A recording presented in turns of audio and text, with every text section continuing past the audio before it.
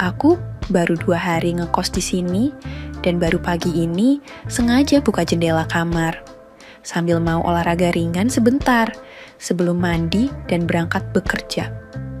Tapi, saat jendela aku buka, ternyata jendela kamarku langsung ke arah belakang rumah ibu kos, di mana di sana ada sumur, dan juga tempat jemuran pakaian. Mataku langsung terbuka lebar ketika menatap keluar. Bu Weni, ibu kosku ternyata sedang mencuci baju dan menjemur pakaian di belakang. Kayaknya sih, dia barusan mandi juga, karena saat itu hanya pakai kain handuk saja, bukan gamis dan hijab seperti yang biasanya aku lihat. Usia ibu kosku sekitar 36 tahun, tapi posturnya nggak kalah dengan gadis belasan. Karena baru kali itu melihat dia tanpa gamis dan hijab.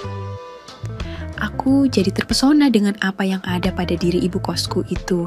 Lumayan besar dan nampak sangat indah pemandangannya. Wajah Bu Weni cantik alami dan kulitnya pun putih bersih. Perawakannya ideal namun agak gemuk di bagian yang penting, sehingga membuat sedap untuk dipandang. Pagi hari sudah disuguhi pemandangan seperti itu, jelas saja langsung ada yang bangun pada diriku. Bu Weni nggak menyadari kegiatan mencuci dan menjemur pakaian yang dia lakukan di halaman belakang rumahnya. Diam-diam ada yang mengamati. Jendela kamar yang tadinya hendak aku buka lebar-lebar supaya aku bisa menghirup segarnya udara pagi, perlahan aku tutup kembali. Tapi, kusiapkan sejengkal celah agar bisa tetap mengamati Bu Weni dari kamar kontrakanku. Berawal dari tidak sengaja melihat Bu Weni, lambat laun aku jadi memiliki perasaan tertentu pada ibu kosku. Walau usianya jauh lebih tua dariku yang masih 24 tahun, akan tetapi pesona istri Pak Ridwan bapak kosku itu selalu membayangi hari-hariku. Kisahku akhirnya terjalin dengan Bu Weni, yang ternyata selama ini masih sangat membutuhkan kesenangan batin. Akan tetapi, Pak Ridwan, sang suami tidak mampu memberikannya untuk Bu Weni.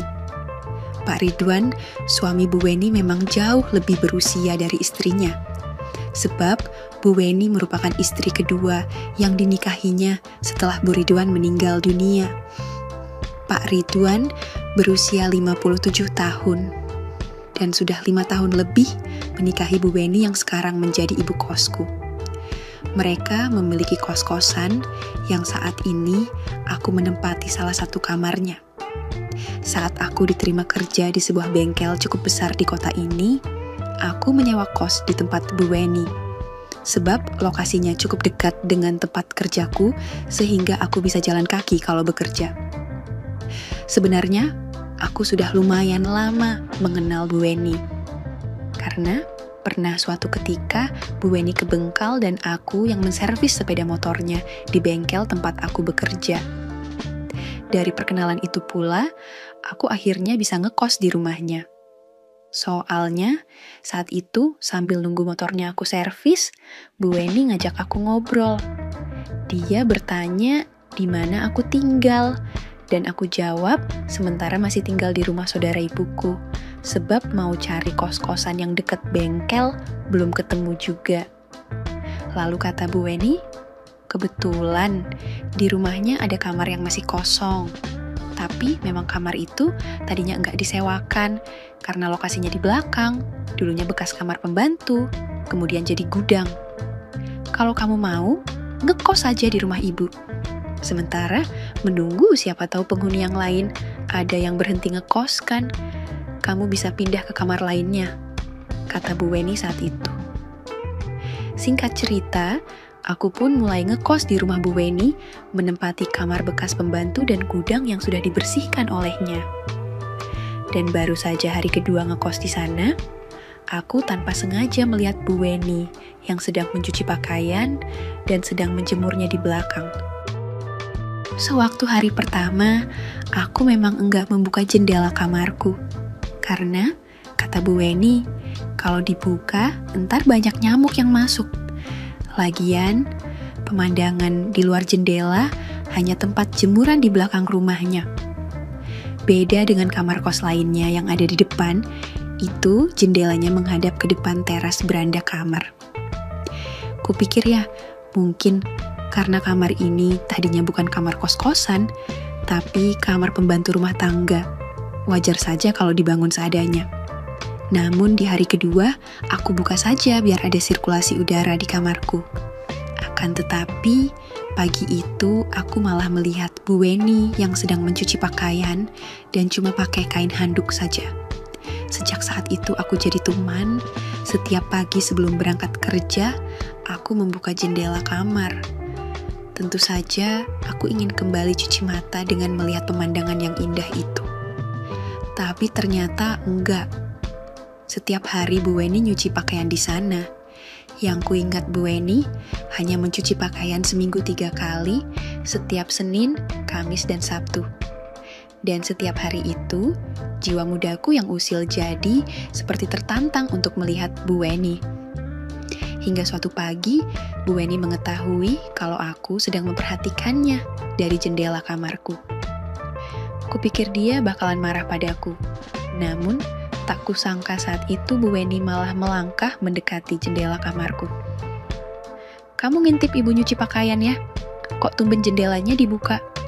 Sapanya sambil melempar senyuman ramah padaku. Aku saat itu jadi gemeteran karena ketahuan sedang melihat ibu kosku. Tapi aku agak lega karena dia ternyata gak marah, malah tersenyum padaku.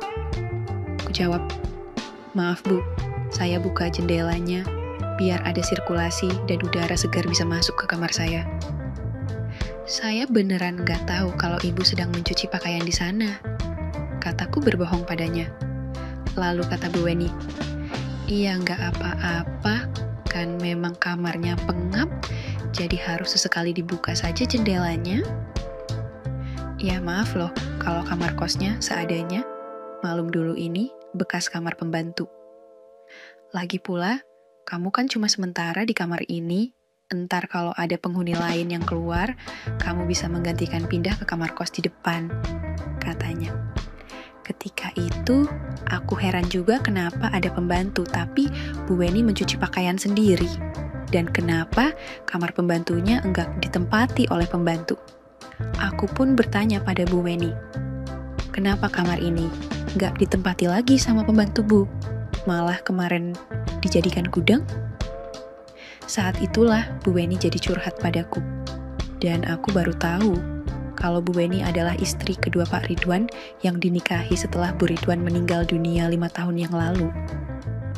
Kata Bu Weni, "Ya mana bisa pembantunya nempatin kamar ini lagi, karena pembantunya kan sudah dinikahin sama majikan. Jadi sebenarnya dulu ibu sendiri yang menjadi pembantu di rumah Pak Ridwan. Dan setelah Bu Ridwan meninggal, Pak Ridwan malah ngajak ibu nikah. Akhirnya pembantu jadi nyonya deh," jelas Bu Weni. Sejak itulah Pak Ridwan dan Bu Weni menikah dan memutuskan untuk tidak lagi pakai jasa pembantu. Aku mendengar cerita Bu Weni, namun diam-diam juga memperhatikan pemandangan yang ada padanya saat itu. Ya namanya habis mandi dan nyuci pakaian. Sesekali sikap Bu Weni yang membenahi kain handuknya malah seperti menggodaku untuk tetap menatap ke sana. Panjang deh, kalau mau diceritakan sekarang, mendingan sekarang kamu mandi terus berangkat kerja. Nanti kapan-kapan ibu ajak kamu ngobrol lebih lama ya, kata Bu Weni. Ku jawab, "Iya siap Bu. Lagian sepulang kerja saya juga enggak ada kerjaan, cuma melamun dan berkhayal sendirian di kamar." Sejak pagi itu, aku pun jadi sering bicara sama Bu Weni, ibu kosku. Bahkan di hari-hari selanjutnya, Bu Weni nampak cuek saja jika sedang mencuci dan menjemur pakaian, walau dia tahu aku membuka jendela dan melihat kegiatannya. Malah, semakin kesini, aku bisa merasakan perubahan pada diri ibu kosku itu. Bu Weni sepertinya malah senang kalau tahu aku sedang terpukau di jendela kamarku dan membiarkan aku menikmati pemandangan indah yang ada pada dirinya. sebab suatu ketika Bu Weni nampak seperti sengaja merubah kain handuknya sambil membalas tatapanku. Hingga sore itu, sepulang aku bekerja, Bu Weni mengetuk pintu kamarku. Alasannya, nawarin aku jajan, sekalian dia mau konsultasi masalah sepeda motornya yang sering macet-macetan. Kata Bu Weni, "Ibu mau minta tolong kamu kalau sempat serviskan motor ibu, tapi di rumah aja karena ibu malas bawa ke bengkel," katanya. Lalu ku bilang, "Boleh Bu, nanti malam akan saya kerjakan. Sekarang saya mau mandi dulu terus cari makan," balasku. Tapi kata Bu Weni, "Kamu gak usah beli makan, nanti malam makan di rumah ibu saja. Tadi ibu masak banyak, namun bapak kos kamu malah gak pulang. Katanya masih ngurusin pensiunnya sekalian perpisahan 3 hari di luar kota. Sayang kan jadinya, kalau ikan bawal dan kerang basah, ibu nggak ada yang makan," kata Bu Weni dengan nada yang sangat ramah sekali padaku. Singkat cerita malamnya, aku pun ke rumahnya untuk makan malam sekalian melihat sepeda motor yang mau aku serviskan. Malam itu Bu Weni kelihatan berbeda dan sangat cantik mengenakan daster pendek warna biru muda tanpa memakai hijab. Dia kelihatan gembira waktu aku datang jam 7 malam dan langsung mengajak aku makan malam di dapur. Setelah makan, aku mau melihat sepeda motornya. Namun kata Bu Weni, nanti saja servis motornya, soalnya habis makan nggak boleh langsung kerja. Kita ngobrol saja dulu ya. Lagian, besok juga kan masih bisa nyervis motor. Ibu kan nggak akan kemana-mana, katanya. Ternyata motor Bu Weni sebenarnya enggak ada masalah dan juga enggak macet. Hanya alasannya saja supaya aku datang ke rumahnya. Saat itulah Bu Weni mengatakan padaku bahwa selama ini yang harus diservis bukan motornya, akan tetapi jiwa dan batinnya yang sudah lama merana. Semenjak 5 tahun menjadi istri Pak Ridwan, Bu Weni mengaku bahagia karena derajatnya sudah diangkat dari pembantu menjadi istri majikan. Akan tetapi, kebahagiaan itu hanya sebentar, karena setelah menikah, Bu Weni sangat jarang menerima kebutuhan pribadinya. Pak Ridwan, yang sudah lumayan berusia, tak mampu lagi memenuhi kebutuhan batin Bu Weni. Jujur saja, saat aku mendengar ceritanya, aku jadi ikut terpengaruh, dan ada sesuatu yang mulai bergejolak juga dalam batinku. Apalagi di akhir curhatnya, Bu Weni bertanya kepada diriku, "Selain bisa menyervis mesin dan kendaraan, kamu bisa juga nggak kalau ibu minta bantuan kamu untuk menservis yang ini?" Tanya Bu Weni. Bu Weni menanyakan padaku sambil menunjukkan yang ingin dia servis, membuat aku jadi makin salah tingkah di hadapannya. Ku jawab, "Maaf Bu, saya kan cuma tamatan SMK jurusan mesin, jadi hanya bisa servis kendaraan." "Kalau yang itu saya belum pernah Bu, jadi saya nggak tahu caranya, takutnya malah saya salah Bu," kataku sambil menatap apa yang ditunjukkan di dapur. Akan tetapi Bu Weni bilang, "Sudah nggak apa-apa, malah bagus kalau kamu memang belum pernah. Nanti ibu yang akan menuntun dan mengajari kamu. Yang penting kamu mau membantu, soalnya ibu nggak bisa kalau mengerjakan sendiri," katanya. Malam itu, akhirnya untuk pertama kalinya aku diminta membantu Bu Weni. Walau baru pertama kali aku seperti itu, namun Bu Weni bilang aku sudah berhasil membantunya dan membuat dirinya bahagia. Sejak saat itulah hubunganku dengan ibu kosku jadi semakin akrab dan dekat. Bu Weni ternyata termasuk wanita yang selalu memiliki keinginan tinggi, sehingga dia selalu memanfaatkan kesempatan untuk selalu mengulangi dan meminta bantuanku. Kata Bu Weni, "Mulai sekarang kamu nggak perlu membayar uang kos. Anggap saja kamu bekerja dan membayar uang kos dengan membantu ibu," katanya. Aku sebenarnya menyadari bahwa apa yang sudah aku lakukan adalah sebuah kesalahan yang bisa saja membuat Pak Ridwan, suami Bu Weni, akan merasa sangat sedih jika mengetahuinya. setelah 3 bulan aku ngekos di sini, aku mau pindah kos saja. Sebab gak mungkin aku seperti itu terus sama Bu Weni. Namun, baru saja aku mau pindah kos, ternyata Pak Ridwan terkena musibah kecelakaan yang merenggut jiwanya. Saat itu, Bu Weni sangat sedih karena kehilangan mendiang suaminya. Apalagi saat itu Bu Weni yang sudah lama merindukan seorang anak, sedang dalam kondisi mengandung 2 bulan. Malam itu, Bu Weni mendatangi kamarku dan meminta bicara sama diriku. Ibu mau tanya, apakah kamu mau bertanggung jawab atas kandungan ibu? Karena ibu sangat sedih setelah kehilangan mendiang suamiku, katanya.